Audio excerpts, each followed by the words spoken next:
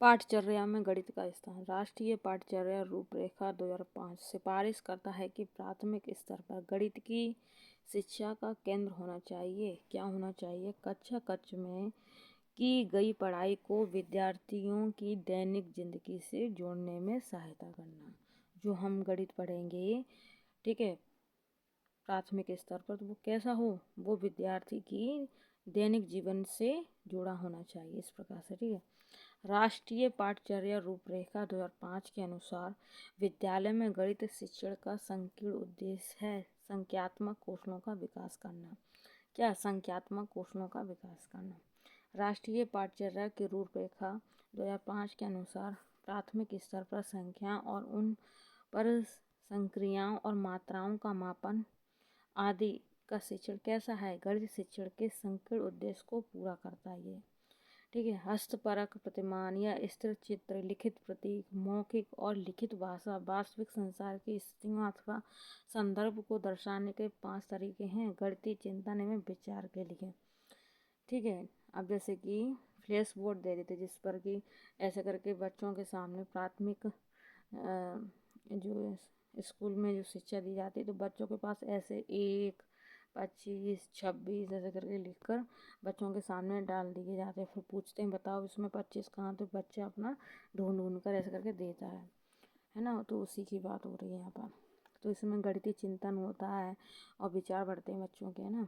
राष्ट्रीय पाठचर्या की रूपरेखा 2005 में उल्लेखित गणित की लंबी आकृति संकेत करती है एक संकल्पना पर दूसरी संकल्पना बनाना, ठीक है। राष्ट्रीय पाठचर्या की रूपरेखा 2005 अधिगम के रचनावादी उपागम पर बल देती है क्योंकि वह केंद्रित है गतिविधियों एवं शामिल करते हुए शिक्षार्थियों की सक्रिय भागीदारिता पर।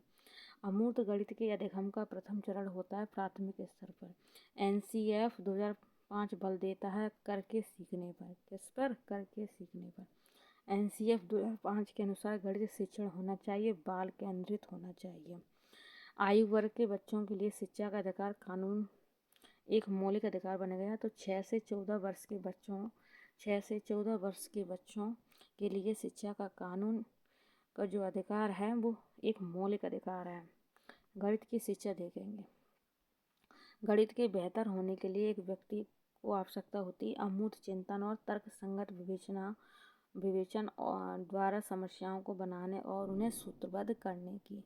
गणित विषय में होने वाली संक्रियाएं, गणना एवं सिद्धांतों का अध्ययन यथार्थ में किस प्रकार की प्रक्रिया है? तो मानसिक प्रक्रिया है। गणित शिक्षण में कौशलात्मक उद्देश्य से विशिष्टीकरण का उदाहरण है गणितीय आकृतियों का बनाना। गणित की भाषा का अंग है। गणित भाषा का अंग है। इसमें सूत्र होता है, संख्या चर होते, संकेत होते, ये सब गणित भाषा के अंग है दोस्तों, ठीक है।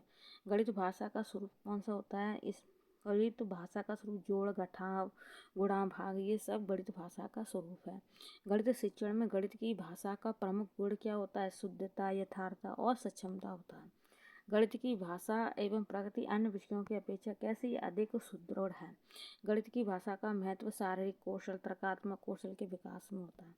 गणित में प्रश्नों को हल करते समय आंकड़ों की शुद्धता बनाए रखने के लिए हल को लिखा जाता है विशेष विधि के अनुसार विभिन्न चरणों में। 2 अंकीय संख्याओं को दूसरी 1 अंक या 2 अंकीय संख्याओं से गुणा करने की प्रक्रिया को समझने के लिए पूर्व जानकारी होनी आवश्यक है। गुणन, योग पर वितरण के रूप में, ठीक है। गुणन का आपको पता होना चाहिए, योग, ये सब आपको आना चाहिए। अंकगणित की 4 मूलभूत संक्रियाएं हैं, योग, व्यकलन, गुणा और भाग, ये सब अंकगणित की 4 मूलभूत संक्रियाएं होती हैं, ठीक है। गणित करने की युक्ति के रूप में सवाल हल करना में शामिल क्या है? क्रियाकलाप आधारित उपागम है, ठीक है। जैसे कि गणित करने की युक्ति के रूप में हम सवाल हल करना भूलते हैं, तो ये क्या? क्रियाकलाप आधारित एक उपागम है, ठीक है। तो जहाँ कहीं आपको सवाल हल करना, तो ये आपका क्वेश्चन का आंसर सही जाएगा। सामुदायिक गणित देखिए। अंकगणित शिक्षण का उद्देश्य है दैनिक जीवन के कार्य हेतु, मजदूरी एवं व्यवसाय हेतु, व्यवहारिक उपयोग हेतु अंकगणित का शिक्षण का उद्देश्य है, ठीक है। गणित की सर्वप्रथम विकसित शाखा कौन सी है? तो अंकगणित है। कौन सी? अंकगणित। मनुष्य के जीवन की जिन गतिविधियों में गणित का सर्वाधिक प्रयोग होता है वह है आर्थिक। गणित का सामुदायिक महत्व है नैतिक दृष्टि से, सामाजिक दृष्टि से, सांस्कृतिक दृष्टि से। गणितीय पदों को परिभाषित करने का सामुदायिक उद्देश्य है व्यवहारगत। गणित एक विज्ञान है जिसकी सहायता से आवश्यक निष्कर्ष निकाले जाते हैं। कथन है पियर्स का। गणित की समाज में आवश्यकता होती है लेन देन में, व्यापार व उद्योग में। गणित की उन्नति और वृद्धि देश की संपन्नता से संबंधित है। किसका कथन है? नेपोलियन। सामुदायिक गणित अंतर्निहित होता है अंक गणित में। गणित शिक्षण का महत्व है विज्ञान समुदाय में, विज्ञान को में समुदाय में, सिद्धांत में, तर्क में गणित शिक्षण का महत्व है। आदर्श शिक्षा वह है जो बालक को डॉट डॉट के लिए योग्य नागरिक बनाने में सहायता करती है। तो समाज। आदर्श शिक्षा वह है जो बालक को समाज के योग्य नागरिक बनाने में सहायता करती है या प्रदान करती है। ठीक है। दो या दो से अधिक दो विमाओं वाली वस्तुओं के माप और क्षेत्रफलों की तुलना करने के लिए सर्वाधिक उपयुक्त है प्रेक्षण। एक शिक्षक को विषय बेलन, जैसे कि बेलन तथा शंकु के आयतन और पृष्ठीय क्षेत्रफल पढ़ाना है। शिक्षण का कौशल प्राय उद्देश्य होगा तो क्या वो शिक्षार्थी एक बेलन और एक शंकु की आकृति बना पाएगा। ठीक है, जब वो एक अच्छा शिक्षक होगा तो। ठीक है। एक छात्र फर्श पर अपनी पुस्तक रखकर उसके चारों ओर पेंसिल से लाइन खींचता है। खींची गई लाइनों की लंबाई का योगफल क्या होता है? किताब का परिमाप। क्या कह देंगे? जैसे कि यहाँ पर एक मिनट, जैसे कि ये मोबाइल है। ठीक है। अब इसकी मुझे लाइन खींचनी है। इसका पर मुझे कितना लंबा है कितना चौड़ा, तो मैंने इसके ऊपर जैसे लाइन खींची, एकदम सीधी लाइन खींच दी मैंने, तो इस लाइन को खींचने को ही परिमाप बोलेंगे। ठीक है। गणित शिक्षण का मुख्य उद्देश्य है तार्किक ढंग से सोचने की क्षमता का विकास करना। मनुष्य के जीवन की गतिविधियों में गणित का सर्वाधिक उपयोग होता है वह तो वो कौन सा है? आर्थिक क्षेत्र। एक अध्यापक के लिए कौशल अति आवश्यक होता है बच्चों को ज्ञान की खोज के लिए प्रोत्साहित करना। कक्षा में गणित अध्यापक द्वारा विद्यार्थियों के साथ एक अच्छा संबंध विकसित करने के लिए उसे चाहिए व्यक्तिगत ध्यान दे। वो एक गणित अध्यापक बच्चों में गणना करने की शक्ति को बढ़ा सकता है। कैसे बढ़ाएगा? शिक्षण के दौरान कक्षा में क्रियाशील गतिविधियों का आयोजन करके। शिक्षा की बैकिंग मॉडल के लिए सही है। शिक्षा की बैकिंग मॉडल के लिए सही है। यह विद्यार्थी को समझ देता है। भिन्नों की संकल्पना से परिचित कराने के लिए एक अध्यापक को प्रारंभ कैसे कर सकता है? बताइए। देखिए, तो जैसे कि भिन्नों की भिन्न जानते होंगे 1/2, 3/4, ये सब भिन्न होती है। ठीक है। तो एक जो शिक्षक है वो कैसे समझाएगा विद्यार्थी को? भिन्नों की संकल्पना से परिचित कराने के लिए एक अध्यापक प्रारंभ में क्या चीज़ करोगे? आप क्या करना चाहोगे? तो अपने आसपास की वस्तुओं की भिन्नात्मक भागों की पहचान करा के आप बच्चों को पढ़ाओगे। ठीक है। औपचारिक और अनौपचारिक पद्धतियों के माध्यम से मूल्यांकन। देखिए, कोठारी आयोग के अनुसार मूल्यांकन की प्रक्रिया है तो कैसी है? मूल्यांकन की प्रक्रिया सतत है। एक अच्छी परीक्षा का लक्षण है आसान स्तर। कैसा? आसान स्तर। मूल्यांकन की प्रविधि। देखिए, लिखित परीक्षा, मौखिक परीक्षा, प्रायोगिक परीक्षा होती है। ये सब मूल्यांकन की प्रविधि होती हैं। ठीक है। जिससे कि हम लिखित परीक्षा ले सकते हैं, मौखिक परीक्षा और प्रायोगिक परीक्षा के द्वारा हम मूल्यांकन पर बच्चों का करते हैं। ठीक है। गणित शिक्षण में मूल्यांकन की प्रक्रिया कैसी है? गणित शिक्षण में मूल्यांकन की प्रक्रिया कैसी है? प्रश्नावली, साक्षात्कार, पड़ताल सूची, ये गणित शिक्षण में मूल्यांकन की प्रक्रिया है। मूल्यांकन एक ऐसी प्रक्रिया है जिससे सही ढंग से किसी वस्तु का मापन किया जा सकता है। यह कथन है गुड्स का। ये कथन किसका है? गुड्स का। गणित शिक्षण में मूल्यांकन का एक उद्देश्य बालकों के व्यवहार के साथ छेड़छाड़ ना करना। मूल्यांकन है बच्चे के व्यवहार में परिवर्तन लाना।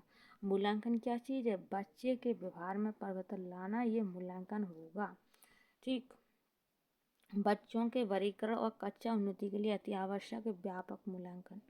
गणित में मूल्यांकन की तकनीक नहीं है। प्रेक्षण तकनीक, अनुसूची, साक्षात्कार, ये सब गणित में मूल्यांकन की तकनीक नहीं है। विचार विमर्श का महत्व है मौखिक परीक्षाओं में। छात्रों की शैक्षिक उपलब्धियों का पता लगाने का सर्वोत्तम उपाय है मूल्यांकन। महोदय समरफील्ड ने मूल्यांकन की मान्यताओं का वर्णन किया 8। कितने? 8। प्रायोजना विधि का एक सिद्धांत नहीं है, पूछा तो मूल्यांकन नहीं है। अधिगम अनुभव की योजना बनाने से पूर्व आवश्यक है पर्याप्त हो, परिपक्वता के अनुकूल हो, ये सब। मूल्यांकन परिणामों मूल्यांकन परिणामों के आधार पर छात्र के संबंध में पूर्ण सतर्कता के साथ भविष्यवाणी की जा सकती है। इस कथन से आप पूर्णतः सहमत हैं? यदि किसी छात्र की उत्तर पुस्तिका का मूल्यांकन 2 शिक्षकों के द्वारा करवाने पर अलग अलग प्राप्तांक आते हैं तो परीक्षा में कमी थी। क्या थी? विश्वसनीयता की कमी थी।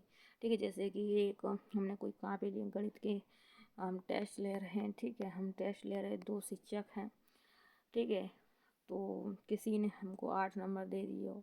पहला ए टीचर ने हमें 8 नंबर दे दिए, बी टीचर ने हमें 10 नंबर दे दिए, तो 2 नंबर की गड़बड़ी हो रही है। तो इस गड़बड़ी को हम विश्वसनीयता कहेंगे। ठीक है, गणित में प्रश्न हल करने का कौशल, विवेचना करना, चर का प्रयोग करना, प्रतिरूप देखना, ये सब गणित में सीखने के प्रतिफल इसलिए विकसित किए गए हैं ताकि बच्चों द्वारा हासिल की जाने वाली कक्षावार दक्षता और कौशल को क्या करा जाए? परिभाषित किया जाए। किसी विद्यार्थी में आंकना चाहिए, क्या आंकना चाहिए? अवधारणा ना समझने पर भी प्रश्न ना पूछने की प्रवृत्ति, ये बच्चों में आंकना चाहिए हम लोगों को। ठीक है, एक शिक्षक को देखिए, क्षेत्रफल की अवधारणा से परिचित कराने के लिए शिक्षक शुरुआत कर सकता है। तो कैसे शुरुआत करेगा? जब हम बच्चों को क्षेत्रफल की अवधारणा बताएंगे तो जैसे कि हथेली से शुरू कर सकता है, पत्ते से शुरू कर सकता है, नोटबुक आदि से विभिन्न वस्तुओं की सतह से किसी आकृति के क्षेत्रफल की तुलना शिक्षक कर सकता है। ठीक है, प्राथमिक स्तर पर शिक्षार्थियों को माप का संदर्भ बढ़ाने के लिए सत्य कथन है प्रामाणिक मापों का उपयोग अप्रामाणिक मापों के बाद करना चाहिए। ठीक है, पहले प्रमाणिक माप होने चाहिए, उसके बाद अप्रामाणिक होना चाहिए। ध्यान से। ठीक है, मुस्कान विभिन्न तरीकों से संख्या को व्यक्त कर सकती है। उदाहरण के लिए जैसे 4 बराबर 2 प्लस 2 अथवा 4 बराबर 1 प्लस 3। तो मतलब कितना भी संख्या हो आखिर वही सब आएगा उसका। ठीक है, जैसे 4 है तो बराबर 2 प्लस 2 बराबर 4। ठीक है, अगर 2 2 प्लस 4, अब ऐसे ही 4 बराबर 1 प्लस 3 तो 4 ही आएगा। वह संख्या वह संख्या के किस विकासात्मक अवस्था पर है? तो वो संक्रिय अवस्था पर। ठीक है, संक्रिय अवस्था बोलेंगे इसको। आंकड़ों के विश्लेषण संबंधी विद्यार्थियों की समझ का आकलन करने के लिए सर्वाधिक उचित रूपात्मक कार्य है सर्वेक्षण आधारित परियोजना। किस प्रकार के मूल्यांकन का मुख्य अभिप्राय विद्यार्थियों को फीडबैक देना है? तो कौन सा? निदानात्मक मूल्यांकन। सामान्यतः गणित सीखना कठिन है क्योंकि इसकी प्रकृति मूलतः अमूर्त होती है। तो गणित की प्रकृति कैसी होती है? अमूर्त होती है। कक्षा में बच्चों के मूल्यांकन का उद्देश्य है बच्चों के तुलनात्मक प्रवणता की जानकारी शिक्षक को प्राप्त हो। आयतन की अवधारणा सीखने के लिए सही पारदर्श की आवश्यकता है। जैसे कि आयतन की हम अवधारणा सिखाएंगे तो कैसे एक गेंद। ठीक है, इस प्रकार से। ठीक है, एक लोहे की पेटी, पानी की टंकी, ये सब। ठीक है, इससे हम बता सकते हैं आयतन। आयत का क्षेत्रफल ज्ञात करने हेतु आवश्यकता होती है प्रक्रियात्मक एवं अवधारणात्मक ज्ञान की होती है। मूल्यांकन किया जाता है उपलब्धि की जांच करने के लिए। अब आगे बढ़ेंगे। देखिए, मूल्यांकन के कितने सोपान हैं? मूल्यांकन के 3 सोपान हैं। मूल्यांकन के कितने सोपान हैं? मूल्यांकन के 3 सोपान हैं। मूल्यांकन का निकटतम संबंध होता है उद्देश्यों से। यदि एक शिक्षार्थी की बुद्धिलब्धि 100 हो तो इसका आशय है कि शिक्षार्थी की मानसिक आयु और वास्तविक आयु बराबर है। मानसिक और वास्तविक आयु कैसी है? बराबर है। देखिए, आपकी कक्षा के कुछ बच्चे गणित में बहुत कमज़ोर हैं। इस समस्या का प्रमुख कारण क्या है? प्राथमिक स्तर पर उन बच्चों की नींव कमज़ोर होना। ये सब गणित शिक्षण में गणित शिक्षक की भूमिका होती है निर्देशक, दार्शनिक और मित्र की तरह। ठीक है, और गणित शिक्षण की समस्याओं को दूर करने के लिए आवश्यक है शिक्षक का व्यवहार उचित हो। वर्तमान में गणित शिक्षण की एक प्रमुख समस्या गणित शिक्षक की शिक्षण विधियाँ। ठीक है, वर्तमान में गणित शिक्षण की एक प्रमुख समस्या क्या हो सकती है? गणित शिक्षक की शिक्षण विधियाँ। आधुनिक शिक्षण विधियों का प्रयोग न किया जाना एक समस्या है शिक्षण की। गणित शिक्षण की समस्या को दूर करने के लिए एक बालक में ज्ञान के प्रति रुचि उत्पन्न की जा सकती है प्रेरणा द्वारा। देखिए, शिक्षण कार्यों को सुगम बनाने के लिए गुण एक शिक्षक में नहीं होना चाहिए। वार्षिक योजना तैयार ना करना, ये गुण नहीं होना चाहिए। ठीक, आपकी समझ से एक अध्यापक के लिए कौशल अति आवश्यक होता है बच्चों को ज्ञान खोजने के लिए प्रोत्साहित करना। देखिए, शिक्षार्थी के गणितीय निष्पादन अवरोधन के साथ संबंधित जासूस स्मृति अवरोध का संभावित संकेत है। गणित संबंधी तथ्यों की संधारण में अयोग्यता और समय बिताने में कठिनाई। गणित से भयभीत होने और असफल होने के लिए एक कारण नहीं माना जा सकता लैंगिक भेद। किसका कथन है कि शिक्षक शिक्षण उपकरणों के माध्यम से शिक्षण को स्थायी एवं रोचक बना देते हैं। तो मेकन तथा रॉबर्ट्स का, किसका कहना, मेकन तथा रॉबर्ट्स। 2 दशमलव संख्याओं के योग की संकल्पना को पढ़ाने के लिए शिक्षण अधिगम का साधन सर्वाधिक उपयुक्त है ग्राफ पेपर। कक्षा 2 के कुछ विद्यार्थियों को हासिल वाले 2 अंकों की संख्याओं के जोड़ में कठिनाई का सामना करना पड़ता है। तो ये क्या हो जाएगा, देखिए, पुनः समूहीकरण की प्रक्रिया की समझ का अभाव। यदि एक शिक्षार्थी को संख्याओं और परिकलन में समस्या हो रही तो असमर्थता हो सकती है गणितीय अक्षमता का। कौन सी हो सकती है, गणितीय अक्षमता। इसको डिसकैलकुलिया बोलते हैं। प्राथमिक स्तर पर, ठीक है, शिक्षार्थी के लिए व्यवहारिक उपकरण का महत्व है मूल गणितीय संकल्पनाओं को समझने के लिए। कक्षा 4 में सममिति और परावर्तन की ज्यामितीय संकल्पनाओं की वृद्धि के लिए होता है बिंदु सीट होता है। सर्वाधिक प्रभावशील शिक्षण सामग्री है प्रत्यक्ष अनुभव। कौन सा है, प्रत्यक्ष अनुभव।